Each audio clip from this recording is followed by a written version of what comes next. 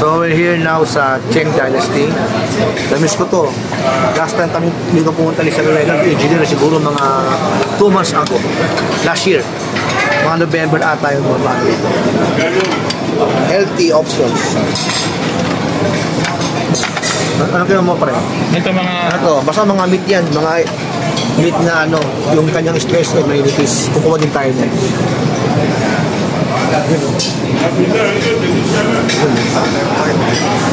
They also have drinks. May ano, I got my squid balls ba yun? Yung mga cheese bomb balls. Tapos meron pa akong kinuha ng pusit kanina.